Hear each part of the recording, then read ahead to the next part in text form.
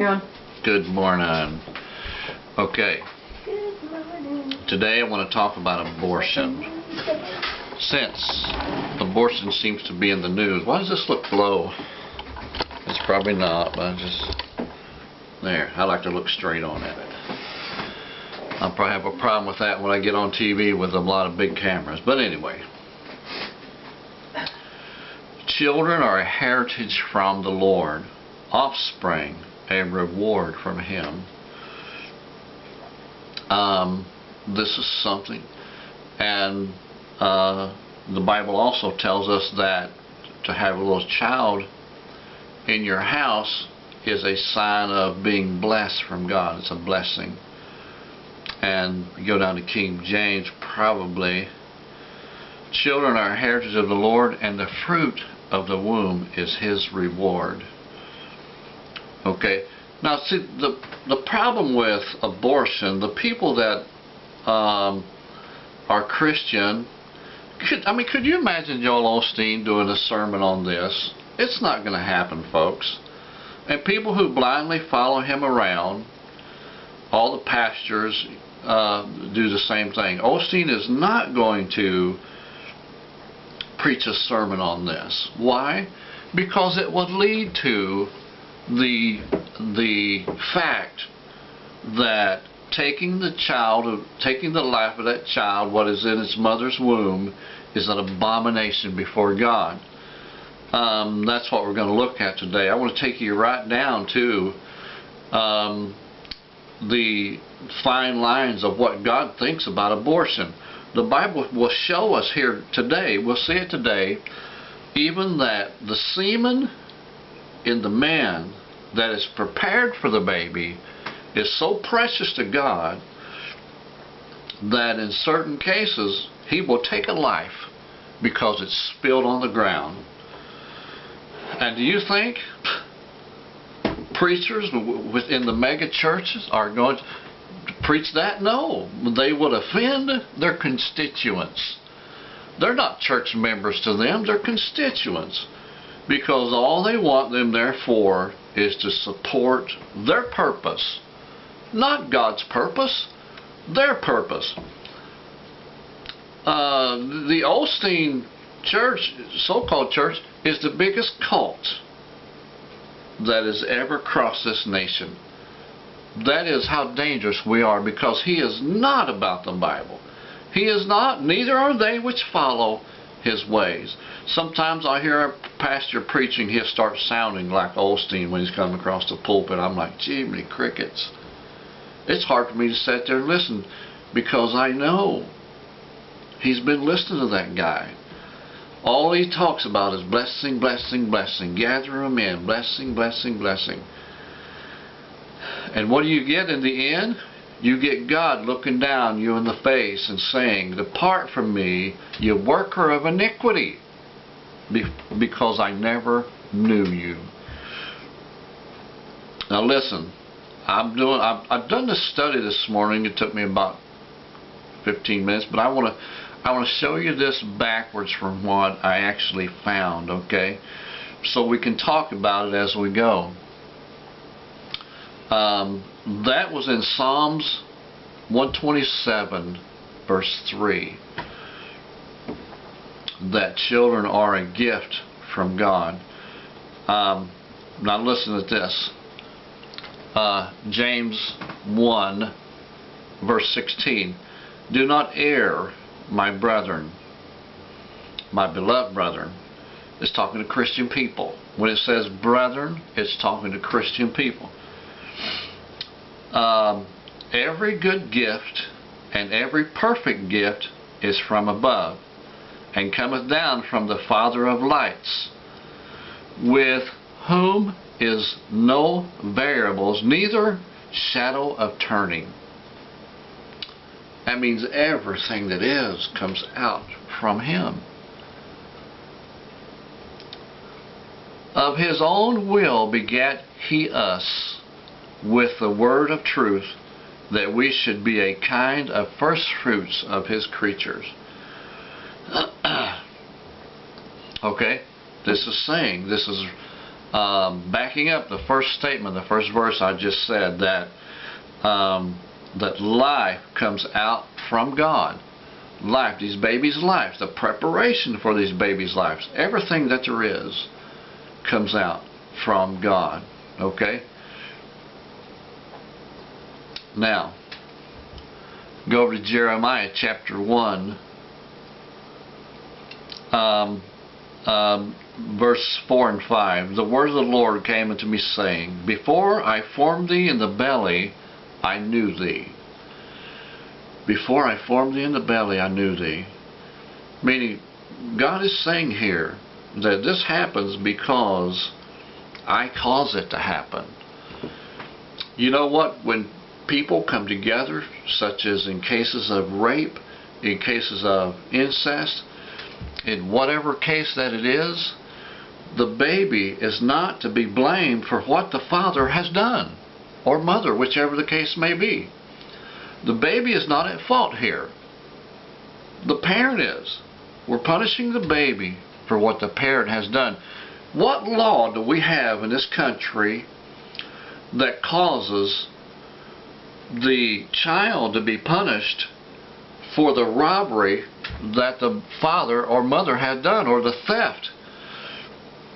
Doesn't natural common sense tell us that this is wrong? This is something that is carried out with, if you brought this before the grand jury, even if it was fully secular, even if it was all liberal, even, well, I don't know, all liberal, they're pretty, I hate to think about what our system of laws would be like if we ever got to the place where we would have a whole liberal government and a whole liberal Supreme Court.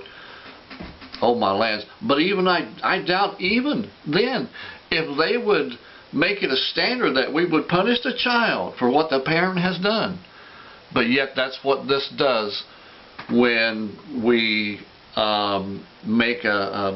when we have someone, oh, this is hideous, they were raped, they have a baby, you're going to force this woman to have this baby that was, listen, that's what adoption is all about. Take the baby. Jeremiah was given, was an adopted child. No, that was Samuel. Samuel was an adopted child. They were both called from being a young child, but Samuel was adopted. His mother gave him to the church. Listen, you know, our churches, number one, our church has got to start teaching the mother not to blame the child for what the father has done. It's not his fault. Not his fault. Amen. I raised my youngest son. I raised him, and he was adopted to us. And his dad was a hideous man. Druggie, liar, robber, thief. He can't go 6 months without getting in jail. And my son had a problem with this growing up. And I told him all the days of his life that I raised him, I said, look, son, I said, your life is a result of the choices that you make. Has nothing to do with the idiot that conceived you. Nothing. Absolutely not a thing to do with the idiot that conceived you. But I understand a young person having trouble making choices, because it seems to me that to them the world is all at their feet until they hit about 18, 19, move out of mom's house, and then all of a sudden everything becomes fuzzy. You know, why not take this? Why not do that? You know, and that's with every child. You know why kids don't know this stuff today? Because the preachers don't preach it. All they care about is, oh, come on, and just be blessed. Come over here, sit down in this high place. Grow up, preachers of this land, grow up. It's your fault. The preachers of this land is going to be held accountable for the abortions in this land. The preachers will be held accountable because of the 55 million abortions that has taken place in this country. Why? Because I formed thee in the belly. Before I formed thee in the belly, I knew thee. And they don't preach it. They don't preach it. They don't bring it out. They don't. You know what? We don't have any political pastors today. In the beginning, that's all they were. All of those men that signed the Declaration of Independence, all 56 of them, they were political pastors. Why? Because they were bringing a standard of God to the world through a governing process. That's what a political pastor is. That's what I am. Haven't gotten to the place yet, but I'm going.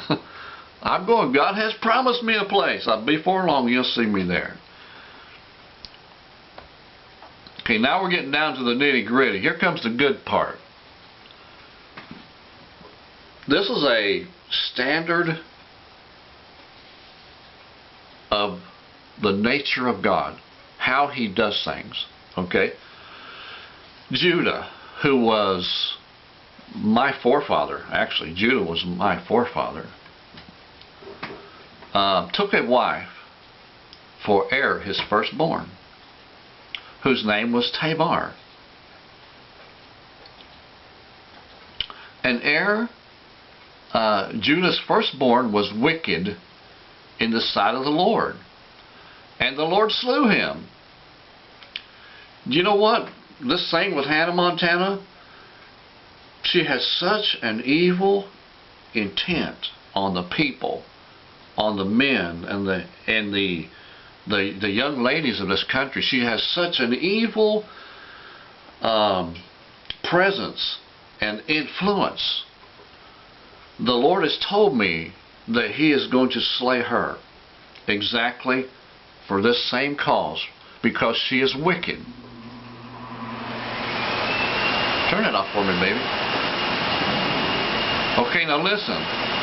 He was wicked, okay, in the sight of the Lord, and the Lord slew him. And Judah said to Onan, "Go into thy brother's wife, and marry her, and raise seed to thy brother." And Onan knew that the seed that should not be his. And it came to pass, when he went into his brother's wife, that he spilled it on the ground, lest he should give seed to his brother. And the thing which he did displeased the Lord, wherefore God slew him also. Now listen, this is what I'm saying, okay, about the seed of man is so precious. God doesn't want men spilling it on the ground. That in some cases, God slew the man. And I'll bet you, the Bible says that in Corinthians, it tells us that if we drink communion, if we take communion mockingly before God, in some cases that it is, people are sickly, some die, and God, for the same reason right here, things that are so precious to God, it upsets God in such a fashion that God Himself punishes those people. And this right here tells us that the seed in you, men, before it ever gets to the woman, is precious. Are you understanding what I'm saying? The seed in you is so precious to God that it upsets Him. It's not. Do you know that life, that the baby comes from the man? It does not come from the woman. The baby's original, the original beginning is from the man. The seed that fertilizes the cell, that life comes through the man. They say, well, the seahorses of the man or the male seahorse has all the babies, but the life actually is from the male in the beginning. It's from all males in the beginning. It's from all of them. I don't care how it comes out in the end. There's some weird creatures in this world, let me tell you. how God put things together. But the seed comes from the mother. The seed comes from the man before it ever gets into the mom. Okay, and it is precious to God. Even before, there was a couple of guys, they were Christian guys, they were conservative people, sitting around trying to decide when life, and this was amazing. I'm sitting here listening to this conversation, and I'm almost awestruck. There was times there when I wanted to jump in, but I thought, well, what's the use? These men are 50 years old and above. What's the use of me trying to tell them life begins at conception? Life begins before conception, when God has prepared it for such an occasion. You know, and what the thing that bothers God about the abortion is that it's just like this. This was an abortion to God. They cut that thing off, not giving God an opportunity to work in this baby's life, to bring it back to Him again. Not giving him a chance. It was, you know, who knows what this baby could have been. Same thing with abortion, man. You know why we have so many diseases in this world? Because we might have aborted those ones who God gave to bring the cure. Could you imagine? There may be no cancer today. Your children may be cancerless. There's those babies that come out. You know, I watch that commercial on TV. Especially that one pretty little girl they have on there that says one day they'll find a cure and this will all be over. You know, I feel so sorry for those kids. But men bring these things on themselves when they are such an abomination to God. You know whose fault that little girl is? The preachers of this land. For not preaching, your seed is precious before it comes out of the man. Your seed is precious before it ever comes out of the man.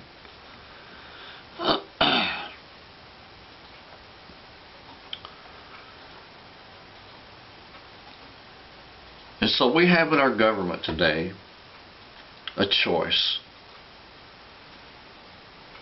of woman's right or the baby's right. You know, I put on my Facebook, they say keep abortion safe and legal. Safe for who? Certainly not the baby. Not safe for the baby. I can imagine this young lady coming in, sitting down in a chair similar to a dentist chair. And all of us have seen this.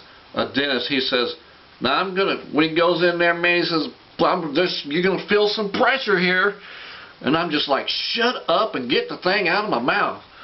Don't tell me how bad it's going to hurt before you're pulling it, you know. Can you hear crunching and bones and chairs like a gurney chair or like a brook and all that kind of stuff like that. Got you leaned back in that chair, and this dentist is working on you, and your blood's going everywhere.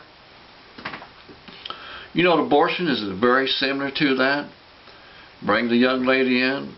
They'll tell her, oh, how it's gonna be. You know, oh, it's just a clump of tissue. It's nothing. We'll just get rid of it for you. No problem. Take the thing out. You know, 5-6 months down, ever how old it is. What's the term abortion is? It's before it's 23 weeks, but I'm not for sure if that's it or not. Some cases they got later term abortions. And listen here, I could just imagine what it is. They go in and the doctor says, just sit back there now, and he's putting his gloves on, snap, snap, getting on his mask. And he says, now you're going to feel some movement in here while I'm doing this. And the lady's thinking in her head, movement from what? Why is there movement? She's some cases beginning to sweat, and what do you mean movement? What are you talking about? And all these weird thoughts are going through her head. Wait, I thought you told me this is just a clump of tissue. How's a clump of tissue just is going to be moving around on its own? And all of her lives, it's not like a dentist chair where you just go in and get rid of a bad tooth. This is not a bad tooth. This is a baby's life. And you have stopped it. You have caused God to not have the opportunity. Do you think this, out of the 55 million that they have brought forth, do you think that God is just going to sit back and wink at you and say, that's okay? There is trouble coming, people. Every nation that forgets God shall be turned to destruction. That's His word. I'm going to put this verse on here for you. Every nation that forgets God shall be turned to destruction.